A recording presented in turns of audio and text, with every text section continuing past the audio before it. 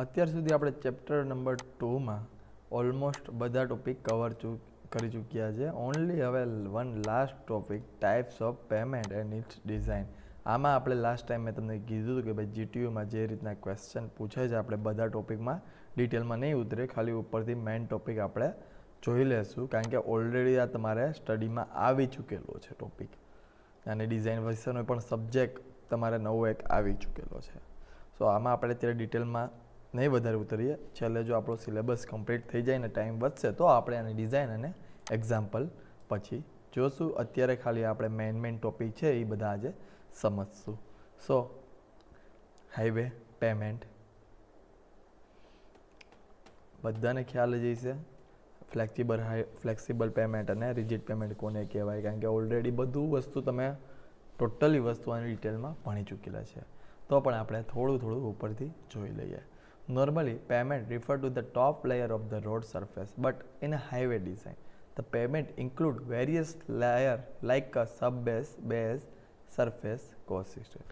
Generally payment એટલે આપણે ઉપરની રોડની સરફેસ, પણ હાઈવેની તમે ડિઝાઇન કરતા હોય, જ્યારે ડિઝાઇનની આખી ટોટલી વાત કરતા હોય ત્યારે પેમેન્ટ એટલે બધું એની નીચે જે કંઈ બી સબબેઝ, બેઝ, સરફેસ બધું આવે છે, સબગ્રેડ બધી વસ્તુ ઇન્ક્લુડિંગ થઈને પેમેન્ટ બને છે. Now, objective of the pavement to transfer the wheel load on the soil subgrade below with the stability and without deflection. બધો લોડ ટ્રાન્સફર કરે છે without deflection. To prevent the entry of the rain water to the subgrade, ઉપર આખું વોટરપ્રૂફિંગનું layer તરીકે work કરે છે. To provide smooth rigid surface to that vehicle can travel with speed and comfort. Smooth riding surface provide કરવાની આ વાત થઈ રહ્યા છે. અત્યારે આપણે જનરલી એવું તો બહુ ઓછા રોડ છે, આપણે સિટીમાં તો ઓલમોસ્ટ બધા અત્યારે સારા રોડ થઈ ગયા, પણ હાઈવે ઉપર અત્યારે ઘણી બધી જગ્યાએ રોડમાં અત્યારે સારા નથી રહ્યા. બટ આપણે અત્યારે સારામાં સારો હાઈવે કહીએ અત્યારે આપણે નિયર બાયમાં તો જે આપણો અલંગવાળો જે હાઈવે જે બન્યો છે કોન્ક્રીટનો આખો રિજિડ પેમેન્ટ છે, સૌથી બેસ્ટ છે અત્યારે નિયર બાયમાં, સૌથી સારામાં સારો હાઈવેમાં. નાવ ફ્લેક્સિબલ પેમેન્ટ એટલે શું? The pavement which process low flexure strength, bending strength જેની ઓછી હોય, can transfer the wheel load on the soil subgrade below by deformation action is called a flexible pavement. જેની બેન્ડિંગ સ્ટ્રેન્થ ઓછી છે તેવાને આપણે ફ્લેક્સિબલ પેમેન્ટ કહે છે. તેમાં bitumen road, water bound macadam road and earthen gravity road અને stabilize soil road. Bitumen road બધાને ખ્યાલ છે, વોટર બોન્ડ મેકેડેમ એટલે માટીનો જે આખો બનેલો હોય એ ટાઈપનો રોડ, અને earth and gravel road. Now flexible pavement layer reflect the deformation of the lower layer on the surface of the layer. Thus, if the lower layer of the pavement or soil subgrade is undulated, the flexible pavement surface also gets undulated. The flexible pavement layer transmits the vertical or compression stress to the lower layer by grain to grain transfer through the point of contact in a granular structure. In the flexible pavement, no temperature stress in the produce. આ આપણે બધું તમે calculation જ્યારે IRC મુજબ તમે rigid અને ફ્લેક્સિબલના કરી રહ્યા છે ત્યારે આવ્યું હોય છે કે ભાઈ ટેમ્પરેચર સ્ટ્રેસ કેલ્ક્યુલેશન ફ્લેક્સિબલમાં નહીં આવતું હોય, રિજિડમાં તમે જોયું હોય છે, એમાં ટેમ્પરેચરની ઇફેક્ટ આવતી હોય છે. એટલે આખું ક્રોસ સેક્શન છે flexible પેમેન્ટનું.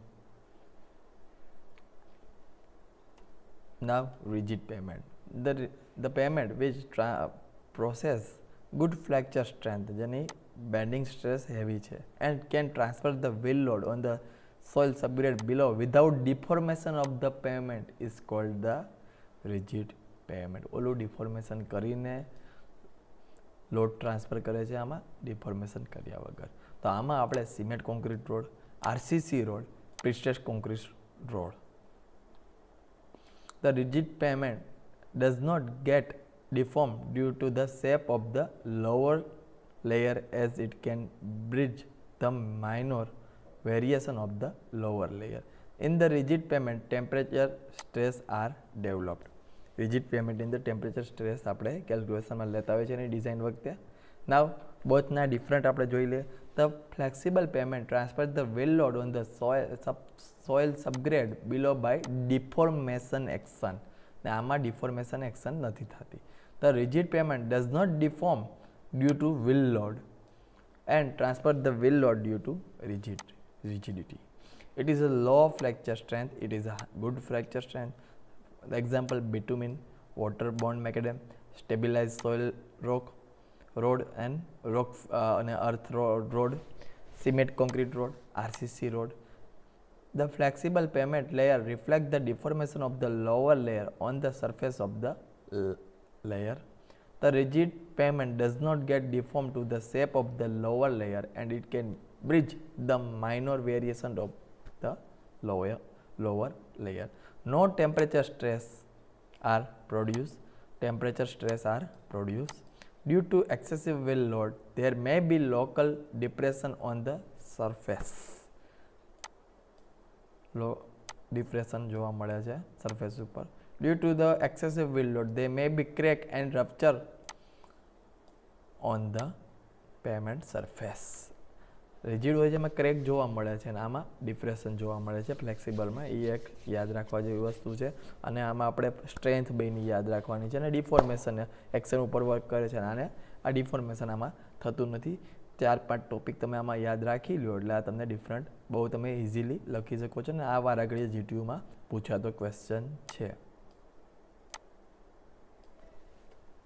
Now factor affecting selection of the payment. કે ભાઈ પેમેન્ટનો ટાઈપ કયો તમારે સિલેક્ટ કરવો, ક્યાં એમાં ગુણધર્મો જોવે આપણે. Types and intensity off load heavy load આવવાનો છે ને કેટલો લોડ આવવાનો છે તમે ટ્રાફિક વોલ્યુમ ને બધું કાઉન્ટ કરતા હવે શીખી ગયા છો તો તમને ખ્યાલ હોવો જોઈએ.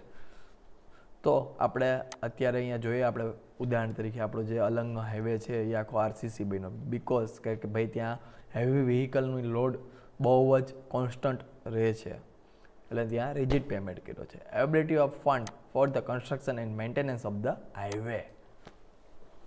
ફંડિંગ એક મોટી વસ્તુ છે કે ભાઈ અત્યારે તમે કન્સ્ટ્રક્શન પછી એનું મેન્ટેનન્સ પણ કરવાનું છે. Subgrade soil and drainage condition, availability of construction material, availability of the equipment, skilled and unskilled labour etcetera. Atmosphere condition like amount of rainfall, વરસાદ બહુ મોટી વસ્તુ છે રોડના ધોવાણ માટે ભાગરૂપ ભજવે છે.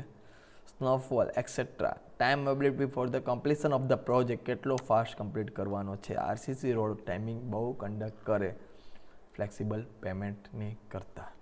Level of the area above the mean sea level, કે ભાઈ રોડ છે એ મેન્સિન લેવલ કરતાં કેટલો ઊંચો છે.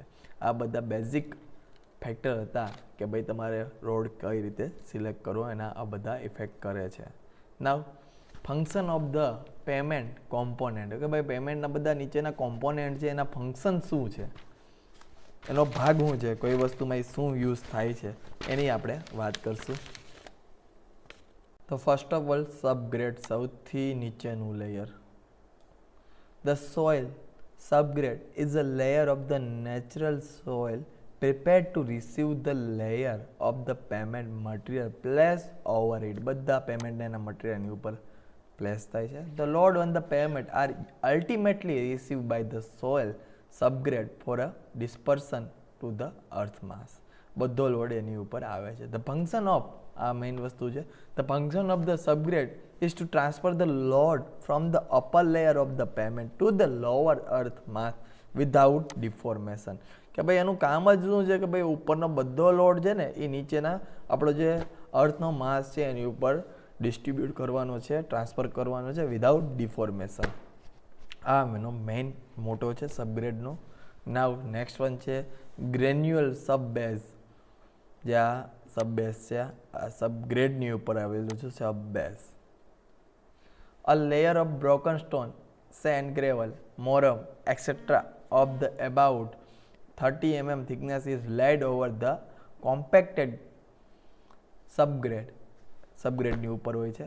This layer is called a granular subbase GSB to increase the bearing capacity of subgrade, to improve the drainage property of the subgrade by arresting the capillary water, to prevent the subgrade soil penetrate into base course, to protect the subgrade against frost action, to drain off rainwater entering into the pavement layer to the side drain. કે ભાઈ જે rain water છે એ સાઈડમાંથી side ડ્રેનમાંથી પેવમેન્ટમાં આવે એને એ written કરે છે, આવવા નથી દેતું.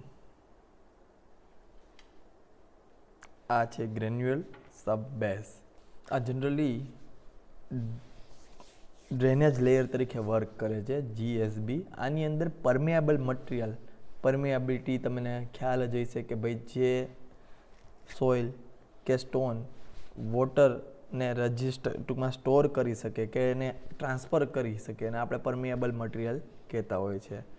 તો આમાં જનરલી પરમેએબિલિટીવાળું મટીરિયલ આમાં યુઝ થાય છે કે ભાઈ ડ્રેનેજ તરીકે પૂરેપૂરું વર્ક કરે છે, GSB. નાવ બેઝ કોસ, જ્યાં ઉપરથી સેકન્ડ નંબરનો base cos. The layer immediately below the wearing course of the pavement is called the base course. ભાઈ પેમેન્ટના મેઇન વિયરિંગ કોર્સ છે એની નીચે જ સેકન્ડ નંબરનો છે એને આપણે બેઝ કોર્સ કહે છે. The base course consists of the local soft aggregate stabilized soil, water, WBM, waterborne macadam, brick, slag, etc.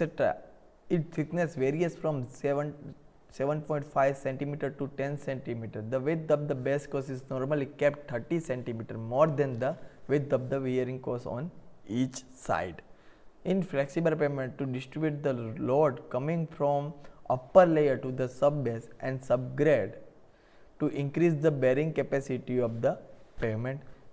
આ ટૂંકમાં ફંક્શનની વાત થાય છે. In flexible pavement, to distribute the load coming from the upper layer to the subbase, ઉપરના load બધા નીચે transfer કરવાનું કામ કરે છે base course. To increase the bearing capacity of the pavement, to prevent mud pumping in a case of the rigid pavement, to protect the subgrade from the frost action, to provide level surface for a wearing course. Main તો base surface level surface provide કરે છે sub base course. Now wearing course એટલે સૌથી માથેનો જે આપણે layer હોય છે એને આપણે સરફેસ કોર્સ કે વિયરિંગ કોર્સ કહેતા હોય છે. The uppermost layer of the pavement is called a wearing core. It should be impermeable. Permeable, impermeable. ખ્યાલો જોવો જોઈએ બધાને. Bituminous surface course of different type and specification are in use in India. Thin bituminous layers such as a surface dress 20 mm thick premixed bitumen carpet with the silk coat and 20 mm mixed silk surface are commonly adopted in the wearing course to give the smooth riding surface and a function છે. To prevent the entry of water into the lower layer by providing impermeable layer. આ કોઈ waterproofing આપણનું layer છે એમાં પરમિએબલ નથી, એ R પર વોટરને થવા દેતું નથી. To prevent accumulation of the dust or dirt on the road surface. To transfer the wheel load to the base course. To reduce the friction between the tire of the wheel and the road surface. Friction એ ઘટાડે છે. આ બધા આપણે ફંક્શનની વાત કરી કે ભાઈ આપણે 4 ટાઈપના પેમેન્ટના કોમ્પોનેન્ટ છે, સબગ્રેડ, સબ બેઝ કોર્સ ને સરફેસ કોર્સ કે વિયરિંગ કોર્સ. આ 4 ટાઈપના કોમ્પોનેન્ટની પેમેન્ટમાં આપણે વાત કરી છે. એના જનરલી ફંક્શન ઇમ્પોર્ટન્ટ છે આપણે જીટીયુમાં વાત કરીએ તો. નાવ આ ચેપ્ટરમાં આપણે ઓલમોસ્ટ મેજોરિટી જે મોટા ટોપિક છે એ બધા રોડના રિલેટેડ અત્યારે આપણે કવર કરી લીધેલા છે. હવે વાત આવી કે ભાઈ એની ડિઝાઇન અને એની જે મેથડ છે આઈઆરસીની, એ મેથડ આપણે આપણો સિલેબસ પતી જાય પછી જો ટાઈમ વધશે તો આપણે એ મેથડ જોશું, કારણ કે ઓલરેડી તમે એ મેથડ જોઈને આવેલા છો અને જીટીયુમાં અત્યાર લગીમાં તો કોઈ દિવસ પૂછાયેલું નથી. સો આપણે અત્યારે એ ટોપિક એક બાકી રાખશું.